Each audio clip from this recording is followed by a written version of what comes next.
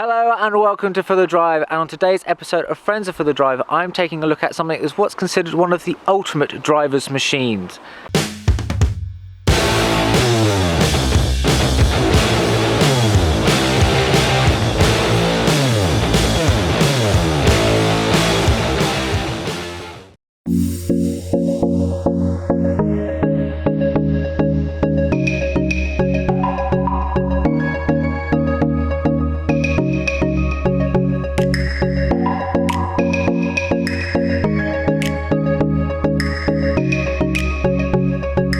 So we have a 2011 987 Porsche Boxster Spyder with a 3.4 flat 6 engine, combined with the 80 kilograms that they managed to skim off the standard Boxster S of the same era, and the 10 extra horsepower that's come from that flat 6 will get you to 60 in 4.4 seconds.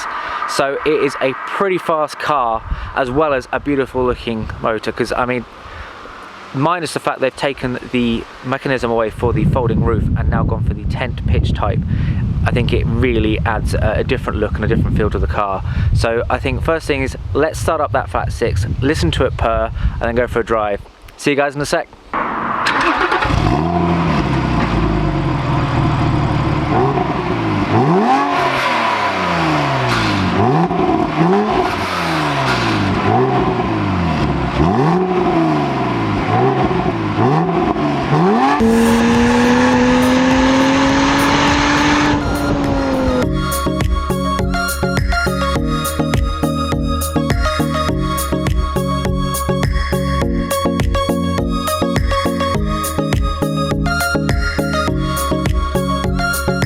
So I am now in the car with the owner, Richard, who you may have recognised from any of the LaChasse events that I go to, because he is the co-founder, I believe. Co-founder, yeah. Thank you very much for coming out and doing this anyway.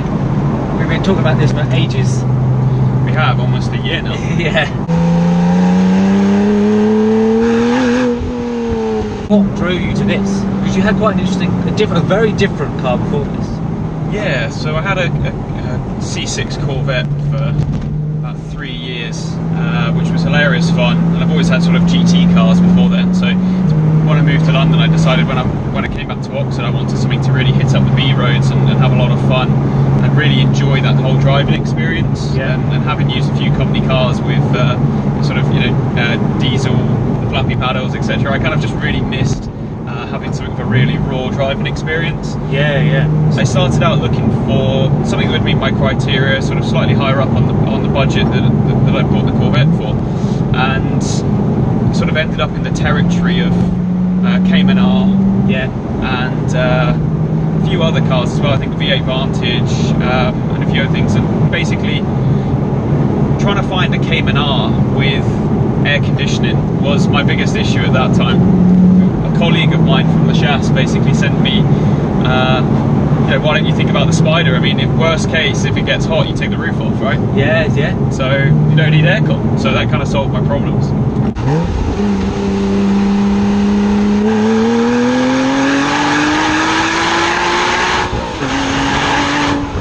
I was always into sort of American muscle cars or cars that were sort of power over instead of the driving experience. I do miss this does have a really nice refined noise to it, but I do miss that kind of adrenaline rush that you'd get with the sort of sheer power of a V8.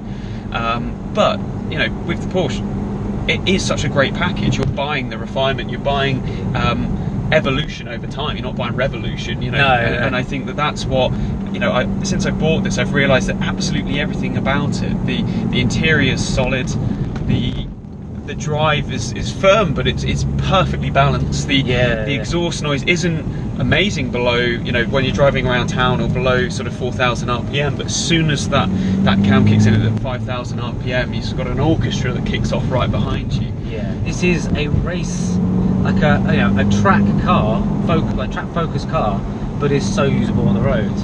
Yeah, when I did my research on it, it was kind of the statement I read somewhere, specifically looking at like the GT3 RSs and things like that.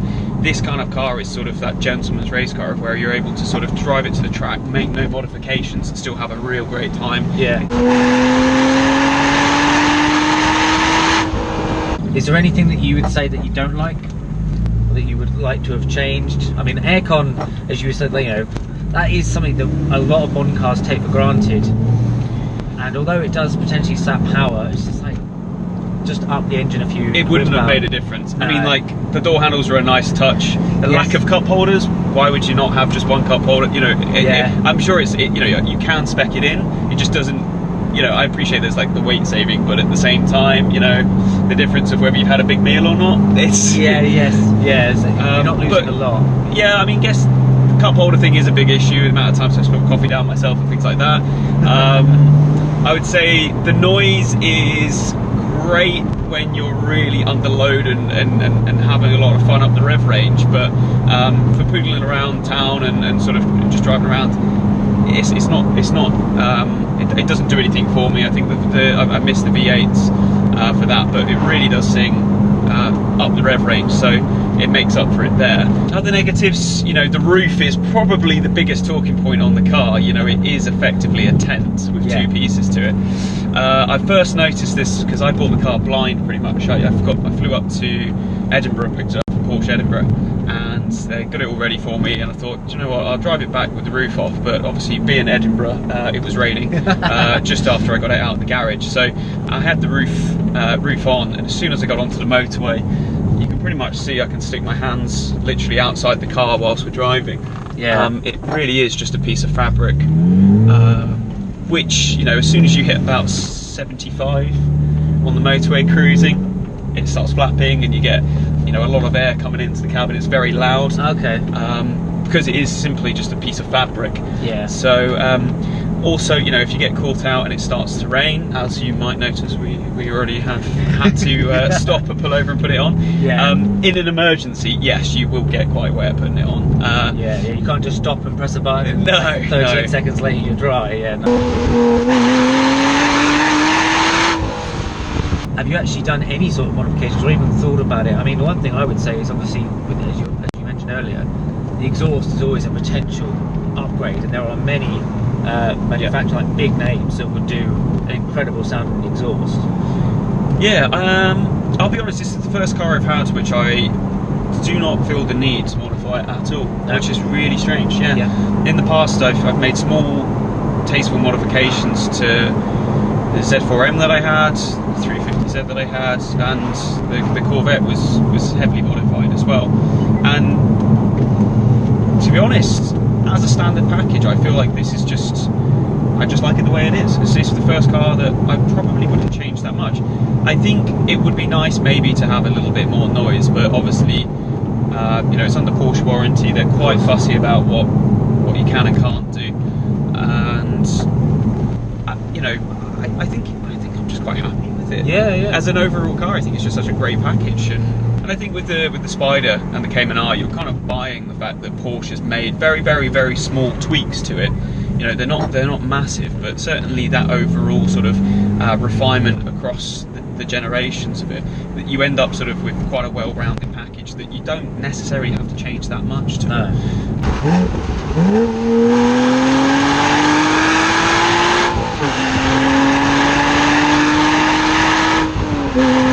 You said, right, okay, that's it now. You know, this is worth, so like these residuals. You go, okay, it's too good to pass on with an offer. Let's replace it with something equally as a toy or a weekend car. What would you consider now experiencing this? So I mean, when I was shopping for this, I kind of wanted to go more extreme than more towards track focus and fast road setup. And I drove an Exige S2 and I had a lot of fun with it, to be honest with you. But as the guys will probably tell you, I'm obviously not cut out for the hardcore nature of the interior and the lack of power steering and things like that. So I think it's tough. I think I always will want a V8 or a V10, and I haven't done V10. I'd love you know, to move to something that had, you know, naturally aspirated V8 or V10. I actually haven't owned a turbo as well. There isn't anything that's really sort of drawn me towards a turbo car yet. So yeah, it's a strange one. You either go upwards and move towards sort of, you know, the sort of older generation supercars, baby supercars, those kind of, you know, the old Galados, the R8s, the you know, the Vantages, etc. or you go downwards, and you can still, you know, like for half the price of one of these, you can still get a really well sorted sort of Z4M with that kind of, you know, even the Corvette. I do miss the Corvette, but totally different experience. So yeah, I guess in the future, a real step up from this, if I was to stay Porsche, it'd be a GT4. Yeah. It's just, if you know, it is a massive step up in terms of budget. Yes, yeah. I guess I'm kind of time poor, so for me it's about cars like this which you can buy turnkey solution. You know, it's just a really well built car from scratch, and, Yeah. and you know, if I had the time, then obviously I'd, you know, be tinkering with cars. When I had the Corvette, I had, you know, road trips and time to actually prepare for those, and time to modify the car and make changes, and that whole journey with the car was great. But you know, when it comes to using a car for mostly road rallies and events, I want something that's slightly different, that sounds nice. So yeah, I mean, from this kind of budget, you know, you're starting to creep into, like I said, you know, the GTR, the R8 money, the sort of, you know, the old Gallardo kind of money. Yeah. So my criteria would very heavily still be in the same area, with aircon. Yes, yeah. With aircon. Yeah.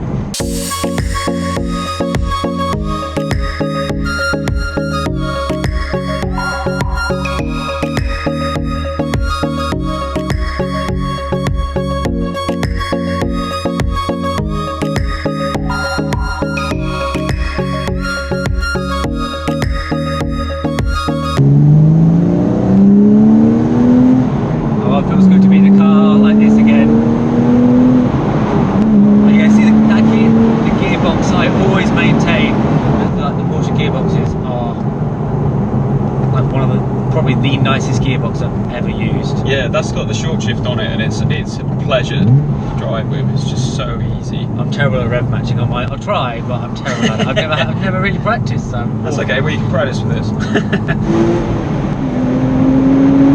Oh yes.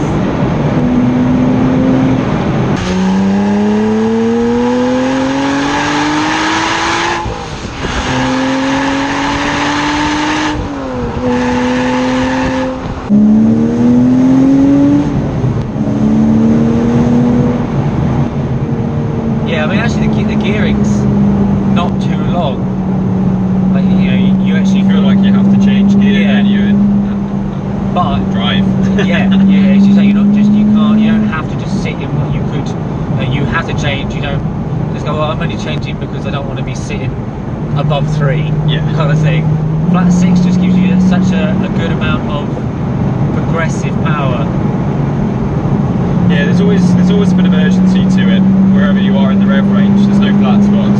No. The suspension fairly firm. I don't know what you think, but when you're accelerating, it feels very planted. So, but it's actually usually when you're just cruising that it can be quite bumpy. But yeah. Do feel it's a lot lower than the standard Boxster. Okay. Yeah, so we've only been driving it in sport mode, which is that instant throttle response, really. Obviously, sports exhaust on. Yeah. All the time. Yes. It's just a shame when you start the engine, like I said to you earlier, it doesn't actually come on as standard, or it doesn't start up with it on. You have to turn it on after you've started, which, you know, if you're buying this kind of car, surely you buy it because you want to hear it. Yeah, you know? The brakes could be better if you were doing a track there. You'd definitely be looking for the ceramics, I think. Okay. And I think that came out in some of the reviews I watched as well before I bought it, that the brakes, you know, are great to a point, but you know, if you're under heavy usage, they sometimes, there's not a lot of bite on the pedal. You kind of have to really sort of spend a little longer braking than you normally would think. Driving some of these roads in my car only about an hour ago, the difference between like the chassis quality and the suspension setup, as you say, the fact that I would certainly not push as hard mid-corner as I could in this, because as you say, this just is so flat, so well positioned, that you feel confident and feel comfortable going into a corner going, well yeah, I can pull out of that, there's no problem. Whereas with my car, you might probably wait until afterwards, because I don't want that kick of a turbo or the chassis to wallow. Yep. And then all of a sudden lose grip on the inside, you know, and drag me out or whatever. Yeah, this will fight for you. Yeah.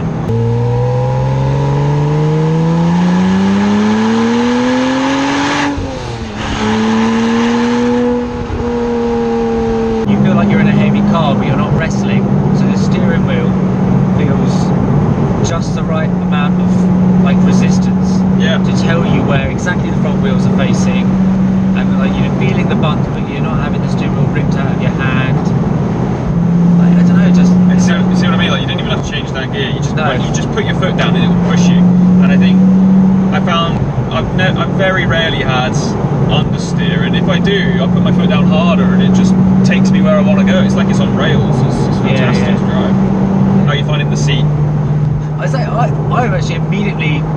You don't need to adjust it. You just No, sit in you it. just sit in it. I say literally, I just moved the seat forward so my leg was the right for the clutch, and I say the bolstering's actually. I think that actually helps again. Is that because you're being held so snugly, like all the way around, that I don't feel like I feel like, say, once again, it's almost like you're built in. So when I'm going around a corner, I'm not having that disconnect of me moving slightly within the car. So I have no idea whether when the camera died, but it sadly low power and shut off. So we quickly stopped off and put the roof down for the last little blast. Oh yeah, okay. You get a lot more noise, right? More noise. Oh yes.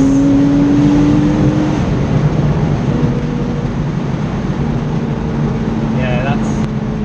Now yeah. Seats, isn't it? Yeah.